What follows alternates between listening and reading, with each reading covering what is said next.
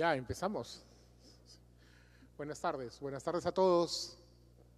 Ya se fue los amigos del candidato Luna. Yo soy Omar Castro, soy gerente general de CPI, director de CPI, y me han pedido que les venga a presentar nuestra última encuesta que hemos presentado esta mañana, una encuesta de opinión pública nacional, y a comentarles un poco cómo está el panorama político, ¿no? Y cómo se suelen mover las elecciones en los últimos meses, no solo en el Perú, sino en otros países de la región. En el año 2023, el candidato Daniel Noboa logró pasar a la segunda vuelta electoral en las elecciones presidenciales junto a la candidata Luisa González, que era la candidata de Rafael Correa. Semanas previas a la elección, Noboa no figuraba dentro de los 6 primeros lugares de intención de voto en las encuestadoras más importantes del Ecuador. Ese caso es un ejemplo claro de un candidato que, si bien no aparecía o no se le veía figurar en los primeros lugares de una encuesta, tenía sin embargo un soporte mínimo y despegó de una manera repentina, quizás tardía también, para poder llegar a segunda vuelta y posteriormente ganar una elección. Cuando nosotros presentamos una encuesta de opinión pública, una encuesta electoral, se suele mirar de inmediato la encuesta, quienes están en los primeros lugares, pero no se hace el análisis correcto, que es el ver las tendencias. Por eso nosotros, las empresas de investigación, solemos hacer tracking, seguimientos sobre las candidaturas de los candidatos y cómo va desenvolviéndose las candidaturas semana a semana, al final de la campaña prácticamente día a día, con trackings diarios. ¿Qué es lo que se ve, qué es lo que se nota ahí? Las tendencias, las famosas tendencias, ¿no?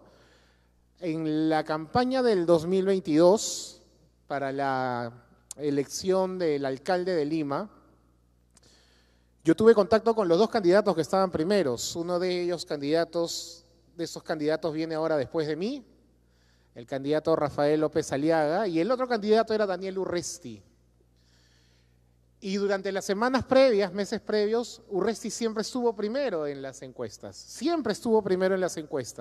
y llegó a tener incluso una ventaja cerca de 10 puntos porcentuales encima, y eso se fue acortando a medida que avanzaba la campaña. Pero siempre, hasta la última semana antes de la elección, el candidato de Podemos estuvo primero. Y la gente veía las fotos semana a semana y decía, bueno, va a ganar, es el que está primero. Pero lo que no se vio y lo que no se analizaba, y yo lo vi con ambos candidatos en su momento, fue la tendencia de ambos.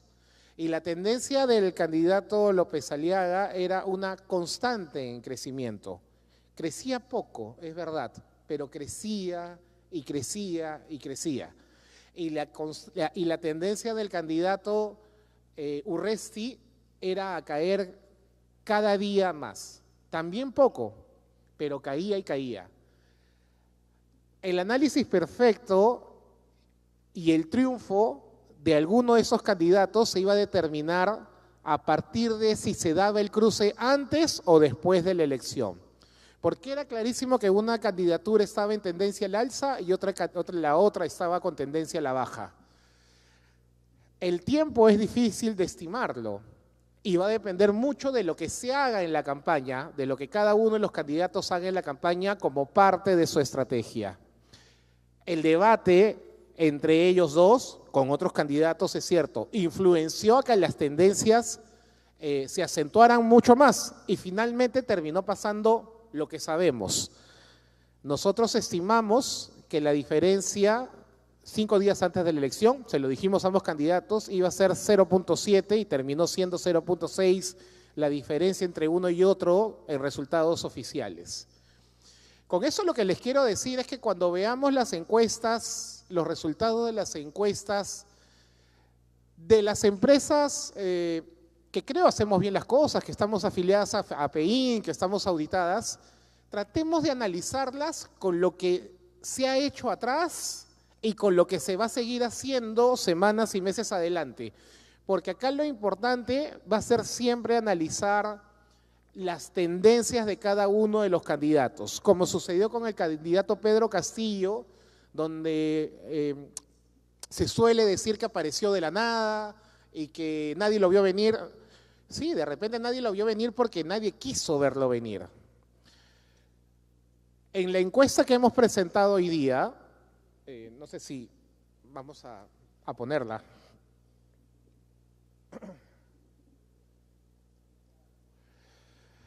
El primer lugar es el 30% de indecisos.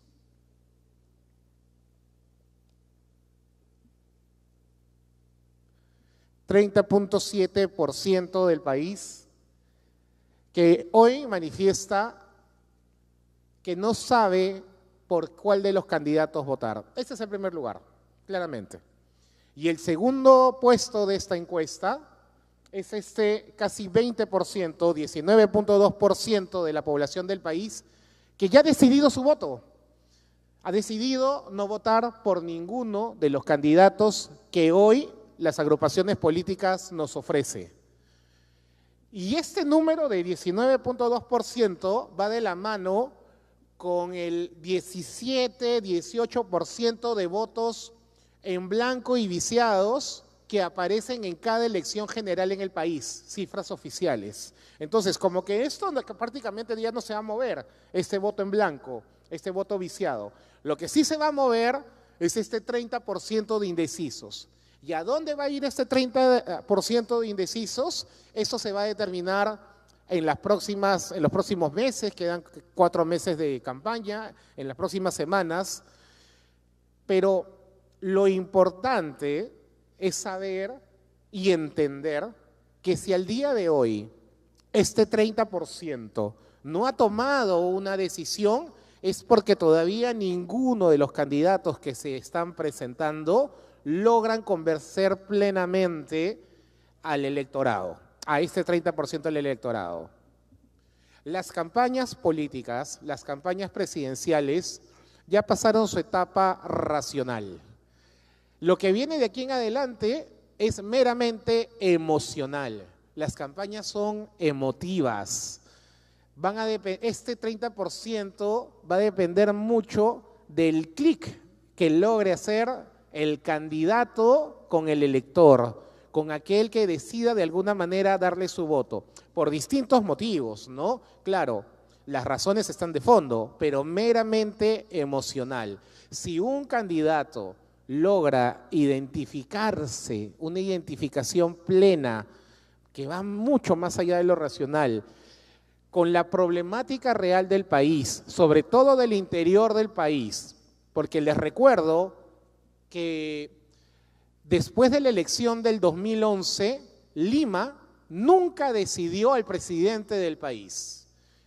El triunfo en el 2011, la candidatura de Ollanta que logra ganar a nivel nacional, determinó por primera vez el triunfo de un candidato que no ganaba en Lima y que se volvía presidente. Ese es un quiebre importante, porque antes del 2011 todo candidato que ganaba en Lima era el presidente del país.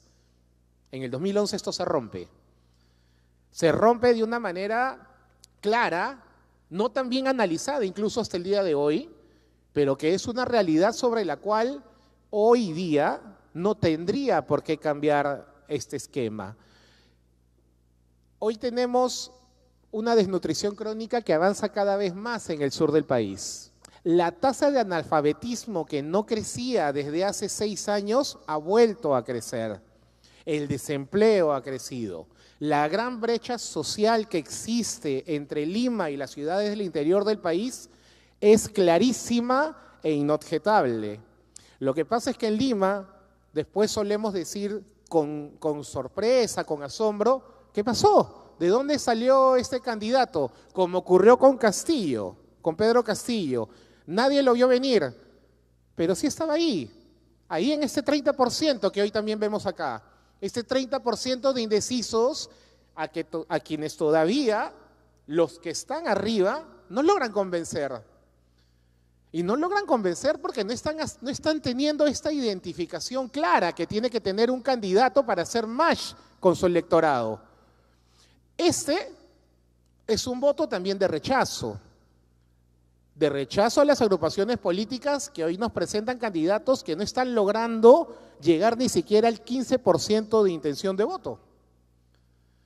Entonces, cuando nosotros postulamos la idea de que quien va a ser el gran beneficiado en las próximas elecciones va a ser un candidato antisistema, no nos referimos a un candidato de izquierda necesariamente, ni a un candidato rojo o a esos candidatos como Pedro Castillo encarnó en algún momento. No necesariamente un candidato antisistema tiene que ser un candidato zurdo, de izquierda, que se asemeje y que la historia nos haya brindado esa coincidencia, esa es otra cosa. Pero tranquilamente puede existir un candidato que no tenga ideas de izquierda, que comience a hablar de los verdaderos problemas que hoy están presentes en millones de hogares del país. Candidato que logre esa identificación va a jugar perfectamente en este 30% de indecisos. El tercer lugar hoy día es para Rafael López Aliaga. Un candidato, viene después de mi exposición, un candidato que ha crecido su intención de voto en el interior del país, a pesar de los que mucho podamos a veces comentar de que no logra identificarse con el interior del país, sí lo ha logrado, porque entiendo que su estrategia se basa obviamente en la gestión en Lima que ha hecho, pero es una gestión en Lima y él tiene unas formas, ya las explicará él y su equipo, pero él tiene unas formas en las cuales suele mostrar que no se casa con el poder, que está en contra de los grupos económicos empresariales. A él no le gusta llamarse un candidato de derecha, además. Entonces eso le está sirviendo quizás de alguna manera, no para lograr todo ese voto hoy antisistema, pero sí es un candidato mucho más populista, ¿no? Mucho más populista, hace la ampliación de la vía expresa, sin importarle si es Surco, sin importarle si hay dos colegios clase medieros de clase económica alta, o sea, él ejecuta y eso le está funcionando y es el reflejo del por qué está hoy en el primer lugar de las encuestas de candidatos nominados, porque ya hemos dicho que el primer lugar son los indecisos en el país. Keiko Fujimori, intentándolo una vez más, consideramos nosotros que puede tener un valor adicional en esta elección, que es el voto perdido, porque Keiko Fujimori a estas alturas, en otras intenciones de voto, ya pasaba el 10% y estaba cerca del 13%, pero ahora prácticamente tiene la mitad de esa intención de voto que ha tenido en elecciones pasadas. Y puede deberse a esta situación de que Keiko Fujimori ha enfrentado 3 segundas vueltas, una segunda vuelta con Ollantumala, que tenía el respaldo de la izquierda, otra con Kuczynski, que tenía el respaldo de la derecha del país, y una segunda vuelta donde enfrentó a un candidato que estuvo incluso ligado ligado popularmente a uno de los grupos terroristas que más daño le hizo al país, que fue Sendero Luminoso, cuando salieron las vinculaciones que tenía con ciertos personajes del Movadef.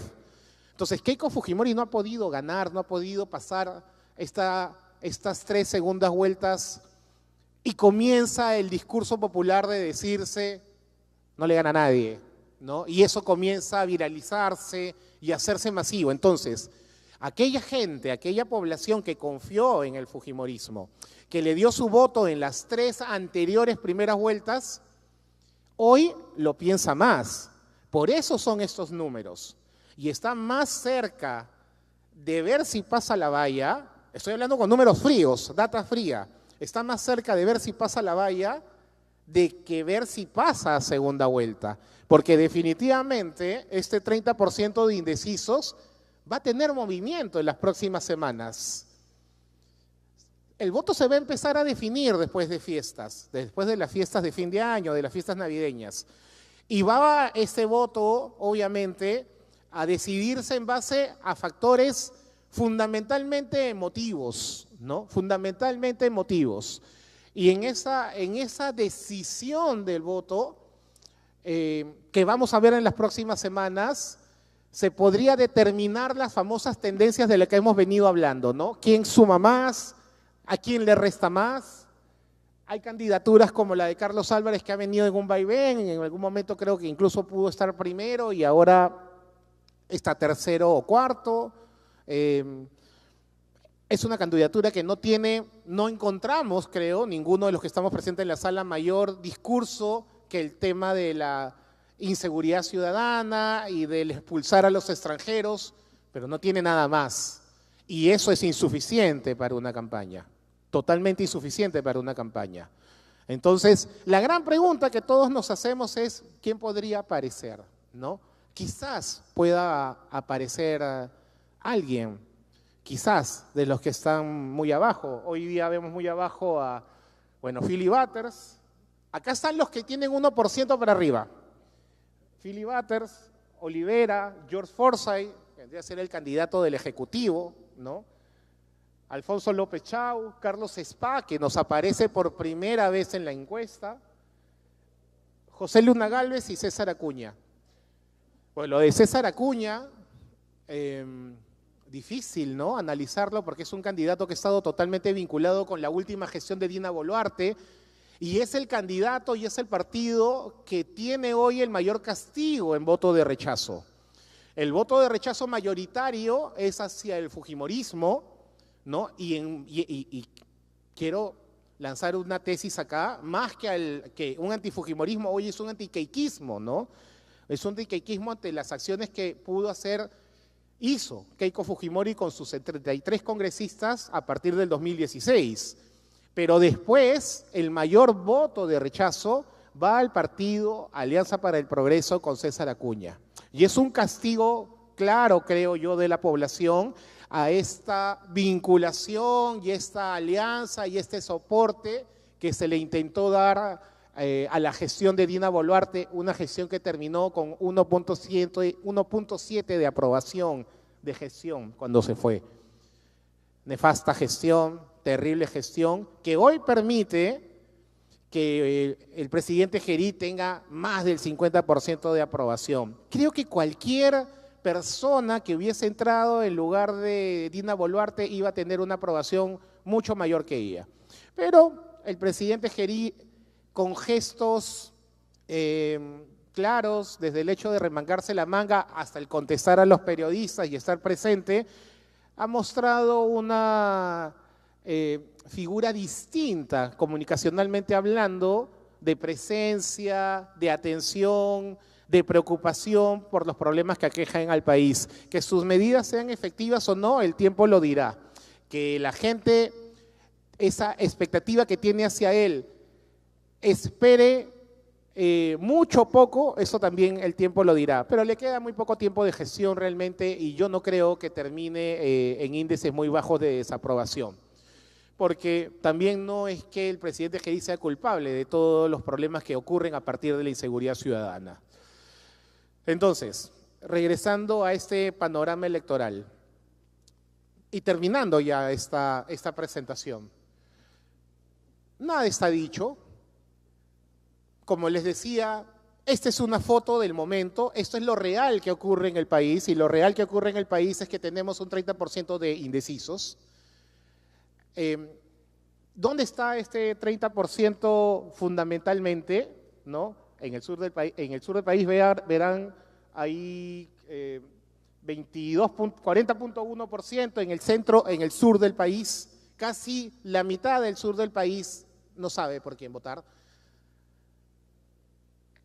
pero no dice que votaría en blanco y viciado. Hay que diferenciar eso. A veces se suele sumar los indecisos con el blanco y viciado y ese es un error. El blanco y viciado ya es una decisión de voto y eso no va a variar mucho el día de la elección, en primera vuelta. En primera vuelta el blanco y viciado es 17, 18% siempre. Eso no va a cambiar. Lo que va a cambiar es el 30% de indecisos. Y ese 30% de indecisos, que acá pueden haber muchos realmente, pero mucho más en las zonas más necesitadas del país, mucho más, mucho más. Y quiero recordarles que existen muchos porqués para que esta indecisión exista. Y lo decía al principio, ha ido entrando gente acá a la exposición. Pero los indicadores sociales no son los mejores en el país. Tenemos la moneda más fuerte del país, somos el segundo país con la macroeconomía más sólida, pero eso no se traduce en cómo la sociedad y la población es beneficiada por esto. Y eso en gran parte a la gestión de las autoridades, pero también a la corrupción, que es quizás el problema no mencionado más grande que tenemos en el país. Millones, miles de millones se van en corrupción. Hay proyectos en las regiones que no se llegan a realizar porque, como se dice en el MEF, están realmente inflados, no son sustentables. Y eso le hace mucho daño al país y finalmente termina desnudando una gran realidad. Hace pocos años, con la pandemia que vivimos, a pesar de tener los mejores números macroeconómicos de la región, el Perú demostró que teníamos la peor educación y la peor salud de toda la región. Esa es nuestra realidad. Cuando nos preguntemos por qué aparece un candidato de la nada y nadie lo vio venir, no, sí está. Quiero que sepan que ya está. Está acá, en ese 30% de indecisos. Ahí está. Lo que pasa es que no tiene nombre, pero ahí está. Y hay que saber analizar las encuestas en su real magnitud. Cuando Pedro Castillo ganó la segunda vuelta, muchos llegaron a hablar de fraude, finalmente no se demostró.